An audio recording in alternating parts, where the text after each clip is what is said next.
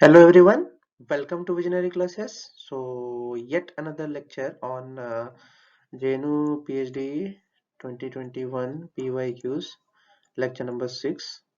So this is the exam is 6 to 7 December again. This is a typical reminder for you guys, and the exam is because very close. So we had to be prepared for it. ठीक है, हम लोगों को अच्छे से preparation करना ही है।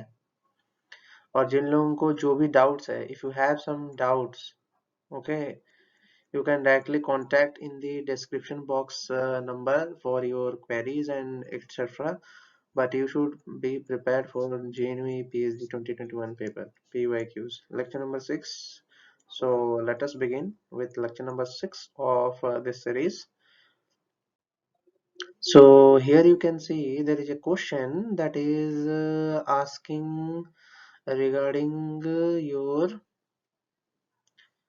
match the list 1 and list 2. They are asking match the list 1 and list 2, and they are asking about here eon, period, era and epoch. ठीक है, अब देखो ये क्वेश्चन कहाँ से आया है, दिस क्वेश्चन कहाँ से आया है, where this question came, that is very important. If you don't understand कि ये क्वेश्चन आया कहाँ से है तो गलती करोगे। बहुत सिंपल है, ठीक है। ये क्वेश्चन जो है ये जियोलॉजिकल टाइम स्केल से है, ठीक है, जियोलॉजिकल टाइम स्केल का क्वेश्चन है। अगर तुम जियोलॉजिकल टाइम स्केल सही से नहीं पढ़ोगे तो there will be a definitely a big problem for you, क्योंकि जियोलॉजिकल टाइम स्केल इंपॉर्टेंट क्यों है, because it is time scale that divide the origin of earth, the life forms का जन्म कब हुआ है, ऑक्सीजन कब आया अर्थ पे, तो ये सब जो कहानियां हैं ये जियोलॉजिकल टाइम स्केल में बताया गया है। अगर जियोलॉजिकल टाइम स्केल पढ़ के नहीं जा रहे हो तो there is a difficulty so that you can not answer. Clear है? तो यहाँ पे देखो जियोलॉजिकल टाइम स्केल पढ़ने से पहले हमको क्या जानना जरूरी है, वो चीज जान लो पहले। सबसे पहले चीज क्या है कि जो लार्जेस्ट यूनिट होती है, the largest defined unit of time in a geological scale is eon. Eons जो होते हैं वो लार्जेस्ट यूनिट होते हैं, और एक ईयन जो होता है that is made up of around billion years. ठीक है, अब बिलियन की बात करते हैं। कोई बोलेगा सर बिलियन कितना होता है, देखो मिलियन अगर 10⁻6 होता है मिलियन, 1 मिलियन अगर 10⁻6 होगा तो बिलियन कितना होगा, 10⁹, 1 बिलियन। Very simple. तो इन चीजों के बारे में आइडिया रखो यार, गलती मत करो। फिर क्या होता है कि it is divided into eras. तो इयन जो है वो बड़ी यूनिट है by according to the age, then comes eras. Okay, और era comprises of several hundred million years and are further divided into periods। ठीक है, एरा के बाद आता है आपका periods। ठीक है, again the period was further divided into epoch which are made up of 10 of million of years। ठीक है, epoch अगर आप बात करें तो इसके बाद आता है epoch। क्लियर? तो आपको याद होना चाहिए ईयन जो है बड़ा यूनिट है, पीरियड जो है उसके बाद आता है एरा, उसके बाद आता है आपका पीरियड, देन कम्स इपोच। तो ऐसे याद रखो, Ian era period epoch, Ian era period epoch, ऐसे याद रखो, that will be very comfortable for you. पर यहाँ पे उसने कुछ और पूछा था, यहाँ पे वो मैच द फॉलोइंग पूछा था। ये जो टाइम पीरियड्स हैं इनको भी डिवाइड किया गया है, ठीक है, इनके भी डिविजन्स हैं कि किस तरीके के डिवीजन होते हैं, एक ईयन में, एक पीरियड में, एक एरा में, उस हिसाब से डिवाइड किया गया है। तो उसका जो डिवीजन हो रखा है उस पे भी क्वेश्चन आता है। ओके, तो इयन की बात करें तो इयन किसने डिवाइड हुआ है, फेनेरोजोइक है एक इयन। ठीक है, एक इयन हम फेनेरोजोइक को भी कंसिडर करते हैं। पीरियड्स की बात करें तो पीरियड्स में हम किसको लाएंगे, पीरियड्स में लाएंगे क्रिटासियस को। Cretaceous is periods. Okay, then comes era, era जो है आपका Mesozoic, era is Mesozoic. Clear है? Okay, then comes epoch, epoch आपका पैलियोसिन। ओके, अब ये पूछोगे सर ये कैसे पता करें कि ये क्वेश्चन का आंसर कैसे करें, आपने तो ये पढ़ा दिया, इसके बाद आपको इसका आंसर कैसे बनाओगे ये जानना जरूरी है। तो चलते हैं इसका आंसर जानने के लिए कि कैसे इसको बनाया जाए। बाकी यहाँ तो मैंने ब्रीफ डिस्कशन दिया कि इयन, एरा एंड इपोच और पीरियड्स होता क्या है। Clear out? Then comes year, here you can see. Okay, तो एक बात करते हैं। देखो इयन, इयन का डिवीजन में सबसे पहले कौन सा आता है आपका? हेडेन, फिर आता है आर्कियन, फिर प्रोटेरोजोइक। देखो ये जो पोर्शन थे ना, ये तीनों से पहले इनको हम क्या बोलते थे? Pre Cambrian. Pre Cambrian period है ये, प्री कैम्ब्रियन का समय है। प्री कैम्ब्रियन क्यों बोला जाता था? क्योंकि ये कैम्ब्रियन से पहले था, इसलिए इन जो इयन्स को प्री कैम्ब्रियन में कंसिडर किया जाता था। फिर उसके बाद क्या आया? फेनेरोजोइक। अब जोइक वर्ड यूज हुआ, देखो जहां पे जोइक वर्ड यूज हुआ है इसका मीनिंग है कि लाइफ, लाइफ आ गया है, लाइफ फॉर्म्स दिखने लगे हैं अर्थ में। ओके, तो जोइक का मीनिंग लाइफ फॉर्म्स होना चाहिए। अब देखो उनको भी डिवीजन किया गया है, पैलियोजोइक, मेसोजोइक एंड सेनोजोइक। तो एरा की हम बात कर रहे थे, एरा में हमारा कौन सा था? पैलियोजोइक। क्लियर था? फेनोजोइक जो था वो भी ऑप्शन में था, पैलियोजोइक था वो भी ऑप्शन में था। ये चीज क्लियर हो गया। इसके बाद देखो यहाँ पे हमने देखा था क्रिटासियस पीरियड में, हमने देखा था क्रिटासियस। ओके, देन हमने इपोच में देखा था पैलियोसीन। क्लियर है? अब हम किस दौर में रुक रहे हैं? हम यहाँ पे हैं क्वाटरनरी में, होलोसिन में, हम होलोसिन पीरियड में चल रहे हैं। समझ में आ रहा है? तो ये देखो इसमें भी कुछ डिविजन्स हैं, giga, giga, giga, million, million, million, kilo. ठीक है, ये एनम्स है, एनम है ये। Million annum, giga annum. ठीक है, ये चीज पता होना चाहिए तुमको कि ये चीज क्या है। अगर आपको पता नहीं होगा then you can not answer it. ये चीज को समझ लो। देखो जैसे मैं बोला था ना Precambrian, this is Precambrian, this is Phanerozoic और ये नहीं। तो इस फिगर को अगर अच्छे से एक बार लिख लो या अच्छे से इसको याद कर लो, तो अगर इससे रिलेटेड कोई क्वेश्चन आएगा then you can definitely answer it.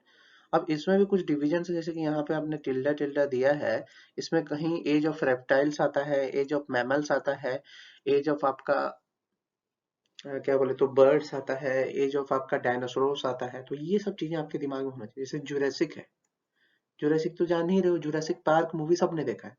तो जिन्होंने नहीं देखा है, जुरासिक पार्क मूवी का मीनिंग होता है कि डायनासोर्स उस समय पे बहुत ज्यादा अमाउंट्स में पाए जा रहे होंगे। ठीक है, according to the fossils this was depicted like that, कि ये तरीके के जानवर भी मिलते थे। ठीक है, ये चीज क्लियर हुआ दिमाग में? तो जियोलॉजिकल टाइम स्केल को दिमाग में प्रिंट करके रखो। This is only called as geological time scale. ये जियोलॉजिकल टाइम स्केल है और इसके बारे में आपको अच्छे से याद होना चाहिए, otherwise you can not answer it very well. ठीक है, तो ये क्वेश्चंस में गलती मत करना जियोलॉजिकल टाइम स्केल से अगर कोई क्वेश्चन आता है तो। नेक्स्ट क्वेश्चन देखो, यहाँ पे पूछा the lustre of mineral is determined by, ऐसा क्वेश्चन पूछा है। देखो लस्टर क्या होता है? लस्टर इन मिनरलोजी में अगर हम बात करें, it is the appearance of A mineral surface in terms of its light reflectivity qualities. मतलब क्या है कि देखो एक ये है, एक मिनरल है, इसमें कुछ क्रिस्टल्स होंगे। ठीक है, कुछ क्रिस्टल्स जरूर होंगे। और देखो लाइट आएगा, मतलब लाइट यहां से अगर आता है, रिफ्लेक्ट बैक होने के लिए वो ऐसा मार्ग भी ले सकता है, और अगर लाइट ऐसे आता है, ठीक है, तो ये रिफ्लेक्ट होने के लिए ऐसे भी निकल सकता है। तो ये हर क्रिस्टल से किस तरीके से निकलता है, कितने बार रिफ्लेक्ट होके निकलता है, उसके वजह से उसकी क्या होती है? शाइनिंग, शाइनिंग नेचर दिखता है। ठीक है, तो ये जो डायमंड है, जैसे कि डायमंड के बारे में पता होगा आपको, डायमंड का लस्टर जो है काफी चमकीला है, उसका हाई है लस्टर। ठीक है, लस्टर काफी चमकीला है, हाई तो नहीं बोलेंगे, लस्टर काफी चमकीला है। तो ये किस तरीके के प्रॉपर्टी में डिपेंड करता है, सबसे पहली बात। ठीक है, तो जो प्रॉपर्टी होगा किसी का, वो किस पे डिपेंड करेगा? Comparing the appearance of a mineral with familiar substances, तभी आप कंपेयर कर सकते हो। क्योंकि कैसे करोगे? आप एक मिनरल को देखोगे कैसे? अपीयरेंस से ही देखोगे ना। लश्यर क्वालिटी जब लाइट बोल रहा है तो लाइट रिफ्लेक्टिविटी क्या दिखाता है तुम्हारा? सिंपल सी बात है, अपीयरेंस से आता है, कलर नहीं आएगा, डेंसिटी नहीं आएगा, रिलेटिव एबिलिटी नहीं आएगा, ठीक है। कंपेयरिंग सिर्फ अपीयरेंस से ही बात कर रहा है, क्योंकि लाइट रिफ्लेक्टिव क्वालिटीज के बारे में बोल रहा है, नथिंग एल्स। ओके, तो lustre depends on mineral refractive power, that is dye affinity and degree of transparency and structure. Clear? इस चीज का आइडिया हो गया? ये क्वेश्चन में गलती मत करना। हाँ, अब आता है कि कितने टाइप्स ऑफ हमारे लश्यर होते हैं। तो अगर हम बात करें पहला वाला जिसमें डल एंड अर्दी होता है, तो इसमें क्या होता है कि minerals of dull and earthy lustre reflect light very poorly and do not shine, ये शाइन नहीं करते हैं। This type of lustre is often seen in a mineral which are composed of an aggregate of tiny grains, छोटे grains जिनके होते हैं। resinous, इसमें क्या है कि surface of resinous luster poses a sheen resembling that of resin. Such material have a refractive index greater than 2. Sphalerite demonstrate a resinous luster. resin तो देखा होगा, बहुत सिंपल सा चीज है। पर्ली, पर्ली की बात करें तो पर्ली लश्यर में क्या होता है? इरिडेसेंट, ओपलेसेंट और पर्ली टाइप होता है। This is typically exhibited by a mineral surface which are parallel to plane of a perfect cleavage. अब क्लीवेज की बात आती है, देखो ये आपका एक मिनरल है, ठीक है। अब आपको ऐसे अगर चाकू से लेके ऐसे काट दो, ठीक है, तो चाकू से लेके काटोगे तो एक शार्प कट मार्क दिखेगा। ये जब टूटेगा तो यहाँ पे एक शार्प कटिंग दिखेगा और इसके दूसरे हिस्से में भी एक शार्प कटिंग दिखेगा। तो यहाँ से जो चिकनाई दिखती है उसको हम पर्ली टाइप ऑफ लश्यर बोलते हैं। अगर यहीं पे ये ऐसे टूटा रहता तो इसमें नहीं आता ये जो लश्यर जो देखने की बात कर रहा है। तो प्लेन्स ऑफ परफेक्ट क्लीवेज के ऊपर ही ये लाई करता है।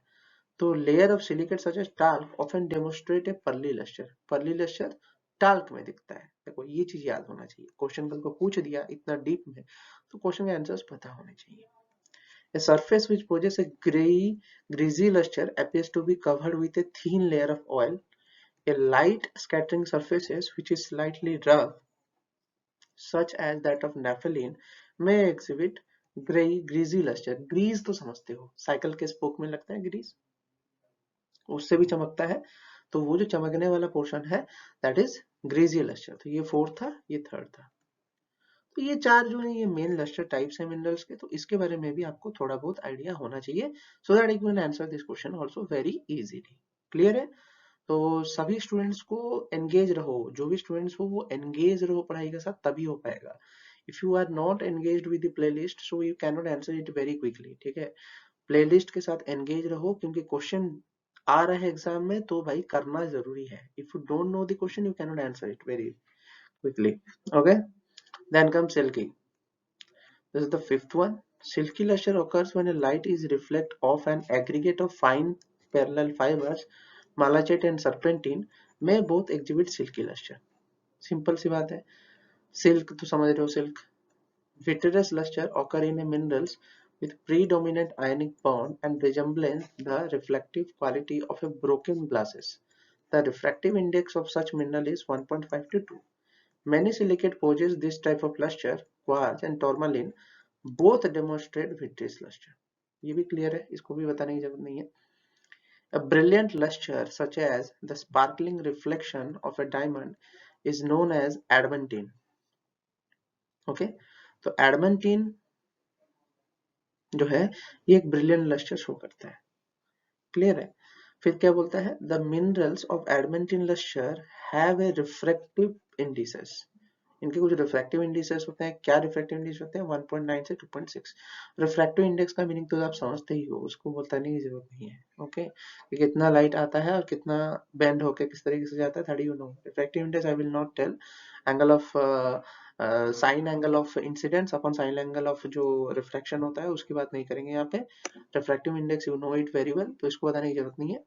विट्रस लस्टर जो होता है वो आयनिक बॉन्डिंग की वजह से होता है, ठीक है, और इसमें भी रिफ्लेक्टिव क्वालिटीज वगैरह दिखते हैं। तो यहाँ पे यही चीज लिखा हुआ है। एडमेंटिन लस्टर जो होता है स्पार्कलिंग रिफ्लेक्शन, ठीक है, ब्रिलियंट। तो ये कैसा दिखेगा? ये शायद डायमंड का है। डायमंड टाइप ऑफ एलिमेंट्स की तरफ एडवेंटिन लस्टर्स दिखने की चांसेस होता है, क्योंकि इनमें टोटल इंटरनल रिफ्लेक्शन ज्यादा होता है, दैट यू नो। ओके, उसको बताने की जरूरत नहीं है। तो ये आपके 7 मेजर टाइप ऑफ लशर क्वालिटीज हो गए, जिसके बारे में आपको अगेन मैंने एक आइडिया दे दिया है, so that if it is coming in the exam, तो मिनरलोजी से रिलेटेड या क्रिस्टलोग्राफी का रिलेटेड ये टॉपिक है। तो अगर आपको इससे रिलेटेड कोई भी क्वेरीज है तो आप डायरेक्टली पूछ सकते हो मेरे से, व्हाट्सएप नंबर भी है आपका पास, और साथ ही साथ आप कमेंट बॉक्स में भी लिख के आपको पूछ सकते हो, ठीक है, अगर you have some doubts. Okay, again, so this question is asking what, let us see, यहाँ पे मैग्नीट्यूड ऑफ अर्थक्वेक के बारे में पूछा था, ठीक है। तो अर्थक्वेक के मैग्नीट्यूड के बारे में पूछे तो ये आपको सिंपली पता होना चाहिए,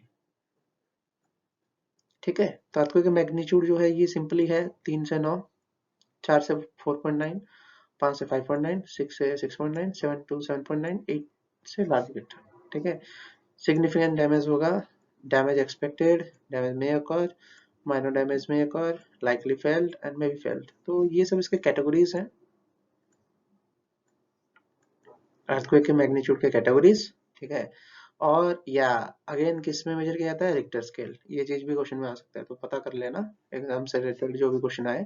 तो अब देखो टुडेज अर्थक्वेक अगर हम बात करें, magnitude measurement is based on the momentum magnitude scale, ठीक है। मोमेंट मोमेंट मोमेंट का मीनिंग होता है कि रॉक अलोंग द फॉल्ट किस तरीके से डिफॉर्म हो रहा है, मतलब क्या है, ये ग्राउंड मोशन को डिपेक्ट करता है। डेफिनेटली ग्राउंड का मोशन ऐसा ऐसा अगर होने लगेगा, ठीक है, amplitude of the ground motion, ground कितना तेजी से घिसक रहा है या ग्राउंड कितना तेजी से धस रहा है, इन सब चीजों पे डिपेंड करता है आपका अर्थक्वेक का मैग्नीट्यूड, ठीक है। और रिलेटिव साइज भी दिखता है कि कितना बड़ा है, कितना बड़े अमाउंट में हो रहा है, तभी वो पता करता है। एग्जैक्ट साइज नहीं आएगा यार, सॉइल का मोशन से क्या मतलब है, पूरा जमीन अंदर जाता है, सरफेस मोशन कैसे हो सकता है, देखो ये भी आंसर नहीं होगा। फिर से सॉइल मोशन दिया है, सॉइल मोशन कैसे आंसर होगा, जब अर्थक्वेक होता है तो वो तो जमीन फाड़ के अंदर से भी होता है। Does it only soil, does it in only surface, तो इस तरीके के क्वेश्चन आ रहे हैं और आप गलती कर रहे हो, तो इसमें आपको कोई नहीं बचा सकता है, ठीक है। तो दिस बी वेरी बेसिक, ठीक है। बेसिक नॉलेज में अगर थोड़ी भी गड़बड़ हो जाए, ये आप एलिमिनेशन मेथड से भी इसको सॉल्व नहीं कर सकते हो, ठीक है। तो इस तरीके के क्वेश्चन के लिए please use your common science और ब्रेन। ये अर्थक्वेक जो होता है वो जमीन के अंदर से, एपिसेंटर से, फोकस से उसके पार्ट्स होते हैं, ठीक है, जहां से वो जनरेट होकर आता है। तो इस चीज के बारे में आपको पता होना चाहिए, अगर दिमाग इतना रहेगा तो इस क्वेश्चन को बना पाओगे। क्लियर? आई होप कि ये लेक्चर जो है काफी हद तक तुम्हारे दिमाग्स को या जो भी तुम्हारे क्वेरीज हैं उनको डील करने में मदद किया होगा। And please subscribe our channel, और आप लोगों को कोई भी डाउट्स है आप डिस्क्रिप्शन बॉक्स के कमेंट्स में पूछ सकते हो, और साथ ही साथ आप मेरे को व्हाट्सएप भी कर सकते हो, कमेंट्स में भी लिख सकते हो, ठीक है। Any doubts you have you can directly contact me before the exam. देखो फिर अगेन बोल रहा हूँ, एग्जाम से पहले सारे डाउट्स क्लियर करके जाओ, otherwise it will be very difficult to survive on this. Okay, so let us close this lecture. Have a nice day.